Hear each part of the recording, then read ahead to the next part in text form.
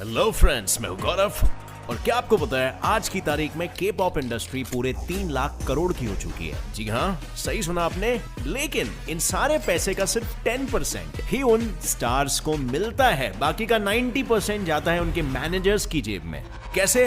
क्योंकि अपने करियर की शुरुआत में जब ये बस महज 12 से 13 साल के होते हैं, तभी इनसे साइन करवाया जाता है एक स्लेव कॉन्ट्रैक्ट, जिसकी शुरुआत होती है ट्रेनिंग से। और इस दौरान उन्हें परिवार से दूर रहना पड़ता है और बाहर जाने की आजादी तक उन्हें नहीं मिलती है। ये ट्रेनिंग पूरे 8 सालों तक चलती है और इसका खर्चा भी 4 करोड़ तक पहुंच जाता है। अब इतना खर्चा, लेकिन किस बात का? और ऐसी कौन सी ट्रेनिंग दी जाती है वहां पर?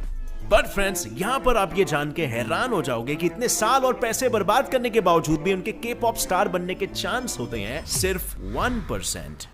और मान लो कि अगर वो के पॉप आइडल बन भी गया तो भी उनकी मुश्किलें कम नहीं हो जाती, बल्कि इतनी बढ़ जाती है कि उनमें से कुछ स्टार्स तो आत्महत्या तक कर लेते हैं। जैसे इन के पॉप स्टार्स ने की थी किम जोंग ह्यून, चोई जिन यंग, चा इन हा और सुल्ली। पर बात यह है ना कि आखिर ऐसी कौन सी मुश्किलों का सामना करना पड़ता है इन्हें, जो ये सुसाइड करने पर मजबूर हो जाते हैं। और क्या बीटीएस जैसा फेमस के पॉप ग्रुप भी इन सारी मुश्किलों से गुजरकर आज इतनी ऊंचाई पर पहुंचा हुआ है? फ्रेंड्स, आज इन सवालों का जवाब जानने के लिए करते हैं के पॉप के ग्लैमरस मुखौटे का पर्दाफाश और जानते हैं इसके पीछे का काला सच in our today's video titled exposing the dark side of K pop.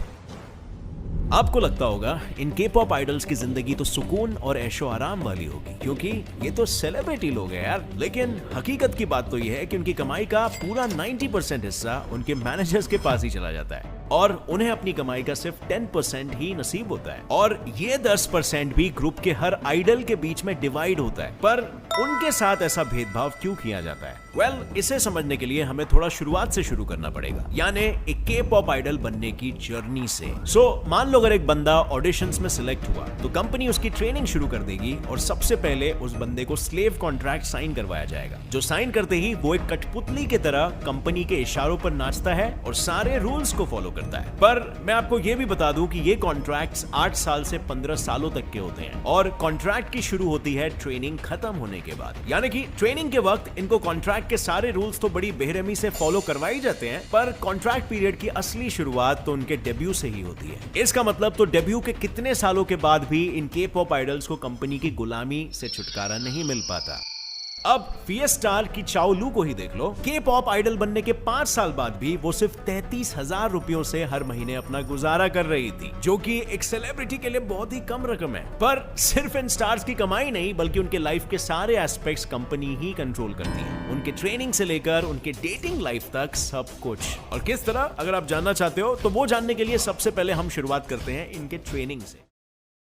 पहले नंबर पे आता है ट्रेनिंग। के पॉप इंडस्ट्री में लिटरली परफेक्शन को इतना हाइप किया जाता है कि उसे अचीव करने के लिए के पॉप स्टार्स की ट्रेनिंग सुबह 5:30 बजे से लेकर रात के 1 से 2 बजे तक चलती है। यानी 24 घंटों में से ऑलमोस्ट 20 घंटे ये लोग ट्रेनिंग करते हुए बिताते हैं। और ये ट्रेनिंग भी तकरीबन 8 सालों तक चलती है, जिसमें खर्च होने वाले 4 करोड़ भी उस इंसान को खुद ही उठाना पड़ता है। वो कंपनी की रिस्पॉन्सिबिलिटी नहीं है। पर अगर उसके बाद भी ये फेल हो जाते हैं तो उन्हें आगे बढ़ने का कोई मौका नहीं दिया जाता। लेकिन हर किसी के पास ट्रेनिंग के लिए 4 करोड़ नहीं होते, तो ऐसे में क्या करें? तो यहाँ पर आता है कहानी में ट्विस्ट। कंपनी तभी उनके लिए फीस भर देगी, लेकिन उसी के साथ कॉन्ट्रैक्ट में क्लॉज भी ऐड कर देती है, जिसके तहत ट्रेनीज को वो सारे पैसे आइडल बनने के बाद इंटरेस्ट के साथ लौटाने पड़ते हैं। और इसी वजह से उनके कमाए हुए पैसों में से 90% उनके मैनेजर्स और कंपनी को जाता है कर्ज उतारने के लिए। अब फ्रेंड्स, आपके दिमाग में सवाल आएगा कि भाई 4 करोड़ की ऐसी भी क्या ट्रेनिंग दे रहे हैं ये?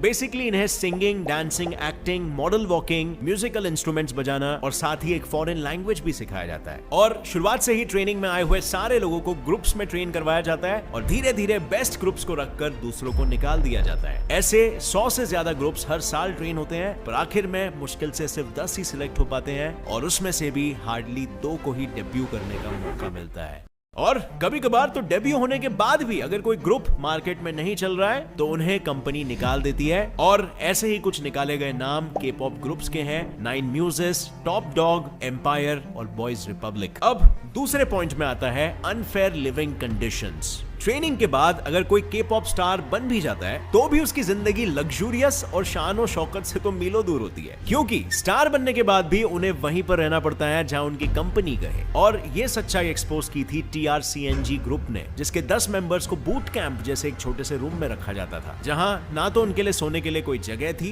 ना फर्श सही था और ना ही वहां पर इलेक्ट्रिसिटी थी, क्योंकि उनकी कंपनी फाइनल नोटिस आने तक इलेक्ट्रिसिटी का बिल तक नहीं भरती थी। यहाँ तक कि एक बार जब सर्दी के दौरान उनके रूम का हीटर खराब हो गया था तो कंपनी ने उस हीटर को ठीक भी नहीं करवाया, जिसके कारण ग्रुप के 4 मेंबर्स को फ्लू हो गया और आराम करने देना तो छोड़ो, उन्हें डायरेक्टली अगले ही दिन जबरदस्ती परफॉर्म करने के लिए खड़ा कर दिया गया। और ये सब इसीलिए होता है क्योंकि के पॉप ग्रुप्स के रहने की अरेंजमेंट्स भी स्लेव कॉन्ट्रैक्ट के अनुसार कंपनी ही प्रोवाइड करती है, और इसीलिए ना चाहते हुए भी उन्हें ऐसे टूटे फूटे रूम्स में और घरों में बिना कुछ करे भेड़ बकरियों की तरह रहना ही पड़ता है। नंबर 3, उनकी पर्सनल लाइफ पे भी कंट्रोल रहता है। अब फ्रेंड्स, याद है आपको स्कूल में कैसे लड़के और लड़कियों को अलग अलग रोज में बिठाया जाता था? लेकिन हमारे यहाँ पर तो ये सारी चीजें स्कूल के साथ खत्म हो गई, पर इन के पॉप स्टार्स के साथ आज भी ये होता है। यानी एक ही कंपनी में काम करने के बावजूद भी लड़कों और लड़कियों के ग्रुप्स को एक दूसरे से बात तक करने नहीं दिया जाता है। यहाँ तक कि कॉन्ट्रैक्ट के दौरान वो किसी को डेट भी नहीं कर सकते, और अगर इनमें से कोई स्ट्रेट ना हो तो उन्हें ये बात किसी को बताने की आजादी भी नहीं होती है। इन शॉर्ट, इनकी पूरी पर्सनल लाइफ का भी रिमोट कंट्रोल कंपनी के पास ही होता है। और अब फ्रेंड्स, जरा सोचो, अगर हर मिनट आपको किसी को बताना पड़ रहा है कि आप कहां जा रहे हो, क्यों जा रहे हो, किससे फोन पे बात कर रहे हो, तो आप भी परेशान हो जाओगे ना। ऑफ कोर्स एक घुटन सी महसूस होने लगेगी। वेल, इन आइडल्स की जिंदगी के मेजॉरिटी पल कुछ ऐसे ही गुजरते हैं, जहां वो कंपनी के परमिशन के बिना कुछ नहीं कर सकते। इन्हें अपने समय का हर एक मिनट का हिसाब कंपनी को देना पड़ता है, और ये सिलसिला सिर्फ डेटिंग और पर्सनल लाइफ पे ही नहीं रुकता, पर इनकी अपीयरेंस और पर्सनालिटी कैसे होगी ये भी कंपनी ही डिसाइड करती है, जो जानने के लिए चलते हैं नेक्स्ट पॉइंट की ओर। Number 4, high beauty standards. अब भाई लोग, क्या इसे देखकर भी आपको लगता है कि ये ओवरवेट और बदसूरत है? Obviously not, right? किस एंगल से? वेल, के पॉप के ब्यूटी स्टैंडर्ड्स के हिसाब से ये के पॉप आइडल ओवरवेट और बदसूरत है, जिसकी वजह से इस आइडल को काफी ताने भी सुनने मिलेंगे और इसके आगे बढ़ने के चांसेस भी मिनिमाइज हो जाएंगे, क्योंकि के पॉप इंडस्ट्री में सिर्फ और सिर्फ खूबसूरत दिखने वाले लोगों को ही आइडल्स बनाया जाता है, और इनके इतने हाई स्टैंडर्ड्स के कारण कई लोग के पॉप स्टार बनने का सपना ही नहीं देख पाते, और कई खुद की शक्ल ही प्लास्टिक सर्जरी से चेंज कर देते हैं सिर्फ के पॉप इंडस्ट्री में आने के लिए। और ऐसे न जाने कितने के पॉप सेलिब्रिटीज ने इंडस्ट्री में रहने के लिए प्लास्टिक सर्जरी करवाई है, जिनमें से कुछ है टी-आरा ग्रुप की ह्यूमन, ब्राउन आइड गर्ल्स ग्रुप की नार्शा, सुपर जूनियर ग्रुप से शिंडोंग, जीए ग्रुप से क्वांग ही। और इसी ब्यूटी स्टैंडर्ड को मेंटेन करने के लिए कंपनीज इन स्टार के वेट और डाइट को भी स्ट्रिक्टली कंट्रोल करती है, इतना कि एक पॉइंट के बाद ये लिटरली बस हड्डी का ढांचा बनकर रह जाते हैं। और ये इसीलिए होता है क्योंकि इन स्टार से डाइट नहीं बल्कि उपवास कराया जाता है। मतलब लिटरली एक बार जब के पॉप स्टार मोमो को एक वीक में 7 किलो कम करना था, तब उस बंदी को पूरे टाइम खाने के लिए बस सिर्फ आइस क्यूब्स ही दिए गए थे। Number 5, harassment and cyber bully.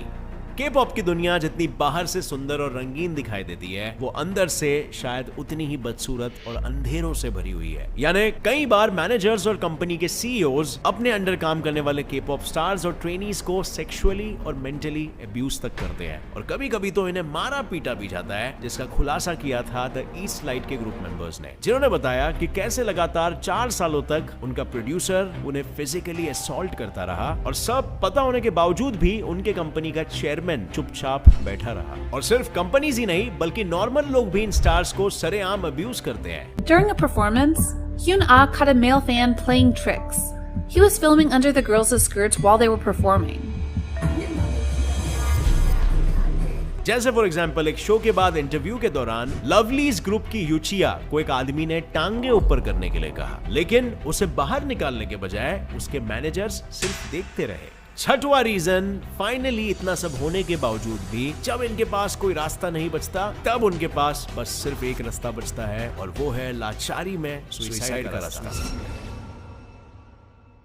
ऐसा होता है कि एक बार फेमस होने के बाद कंपनीज उन आर्टिस्ट को थोड़ा बेटर ट्रीट करती है, लेकिन साथ ही उन्हें उतना ज्यादा प्रेशराइज भी किया जाता है परफेक्ट गाने के लिए और साथ में परफेक्ट दिखने के लिए भी। और इसी परफेक्शन और फेम के प्रेशर के कारण शिन ई के मेंबर किम जोंग ह्यून ने 2017 में सुसाइड कर लिया था। और जैसे कि ये काफी नहीं था, तो सोशल मीडिया भी इन स्टार्स पर हर वक्त नजर रखती है और हर छोटी से छोटी बात के लिए उन्हें जज किया जाता है, जिसके चलते काफी आइडल्स ये प्रेशर को झेल नहीं पाते और डिप्रेशन और एंजाइटी का शिकार बन जाते हैं, बिल्कुल एफएक्स की मेंबर सुली के तरह, जिनको इस हद तक कुछ ऑनलाइन हेटर्स ने अब्यूजिव कमेंट से साइबर बुली किया कि उनसे थक कर 2019 में सुली ने अपनी जान दे दी। और इंडस्ट्री के इसी प्रेशर और अब्यूज का शिकार सिर्फ ये दोनों ही नहीं है, बल्कि और भी कई सारे के पॉप स्टार्स बने हैं। पर ये सारी चीजें और के पॉप इंडस्ट्री की सच्चाई उनके खूबसूरत से मुखौटों के पीछे छुपी हुई है, और इसी मुखौटे के पीछे छुप के आज ये इंडस्ट्री पूरे 3 लाख करोड़ की हो चुकी है।